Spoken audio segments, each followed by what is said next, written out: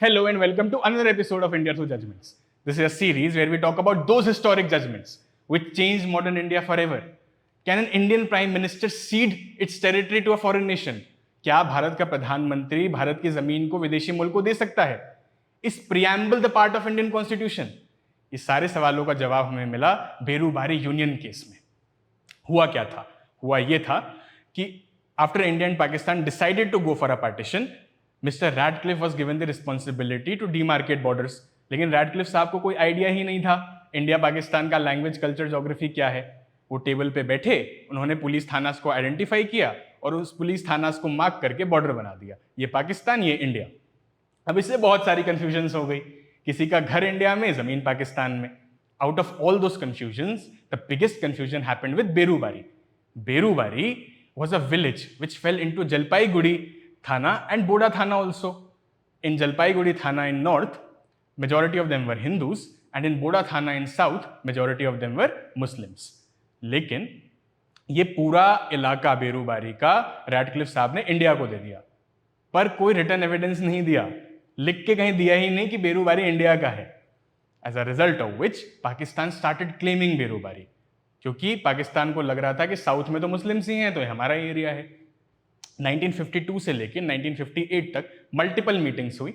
Indian prime minister Nehru और Pakistan prime minister नून, इन दोनों की बहुत मीटिंग्स हुई और 1958 में ये एग्रीमेंट पे आए कि हम बेरूबारी को हॉरिजॉन्टली डिवाइड करेंगे, आधा तुम रखो आधा हम रखेंगे। As a result of which protest started happening in Berubari.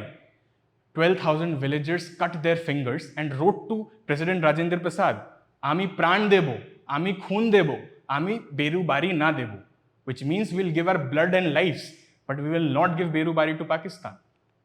अब under Article 143, Rajendra Prasad had the power to consult Supreme Court.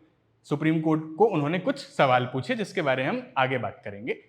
लेकिन एक चीज देखने वाली थी, preamble. Indian preamble says that we have made India into a sovereign socialist democratic republic. अगर आप sovereign हैं तो आप अपनी जमीन का हिस्सा कैसे किसी दूसरे देश को दे सकते हैं? सॉवरेनिटी तो यही कहती है ना कि आप किसी के इन्फ्लुएंस में आके अपने इंडिपेंडेंस को सैक्रिफाइस नहीं करेंगे, नो मैटर हमारा हिस्सा कितना छोटा हो।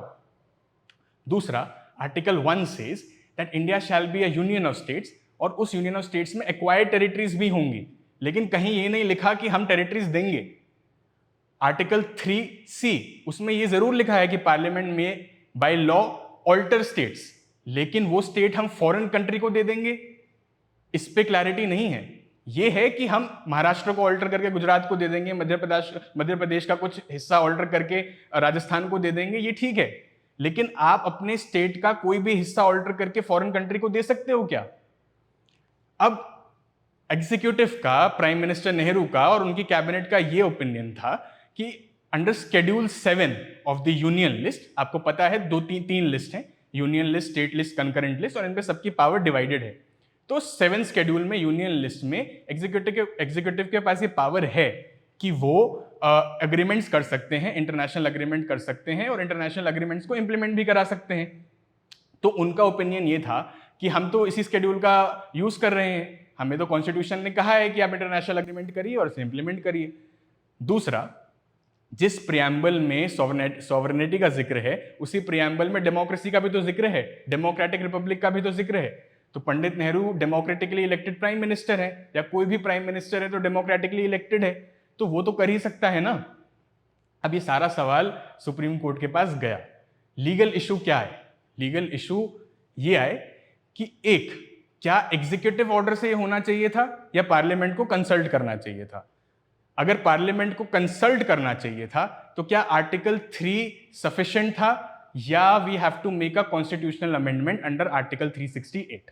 ये लीगल इश्यूज था, और ये बेरूबारी केस 1960 था, ये वर्सेस अदर्स इसलिए नहीं था क्योंकि राजेंद्र प्रसाद ने कंसल्ट किया था सुप्रीम कोर्ट को, ये किसी के अगेंस्ट नहीं लड़ा जा रहा था। राजेंद्र प्रसाद एक ओपिनियन मांग रहे थे सुप्रीम कोर्ट से। अब सुप्रीम कोर्ट ने वर्डिक्ट क्या दिया? सुप्रीम कोर्ट ने सबसे पहले तो ये कहा कि आप प्रियम्बल की बात छोड़ दो, preamble is not the part of Indian constitution. Preamble सिर्फ एक समरी है, एक विजन है जो कॉन्स्टिट्यूशन मेकर्स ने लिख दिया है। प्रियम्बल इंडियन कॉन्स्टिट्यूशन का पार्ट नहीं है। ये 1960 की बात हो रही है, इसको आज से मत रिलेट करिए। आगे के एपिसोड में आपको बताएंगे कि प्रियम्बल पे और कैसे जजमेंट्स बदली।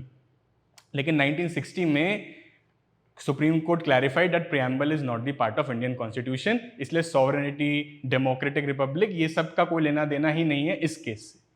दूसरा, सुप्रीम कोर्ट ने ये कहा कि हाँ, एग्जीक्यूटिव अपनी टेरिटरी किसी भी फॉरेन नेशन को दे सकता है, but he has to go through the route of parliament.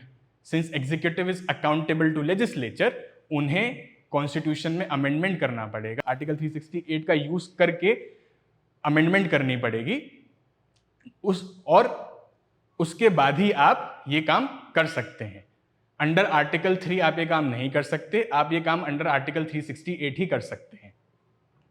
अब as a result of which parliament introduce 9th constitutional amendment act 1960। उस कॉन्स्टिट्यूशनल अमेंडमेंट एक्ट से बेरूबारी का जो भी टेरिटरी थी, जो नेहरू नून का एग्रीमेंट हुआ था, वो जस्टिफाई करने के लिए हमें वो कॉन्स्टिट्यूशनल अमेंडमेंट करना पड़ा और फर्स्ट शेड्यूल में भी कुछ चेंजेस लाने पड़े।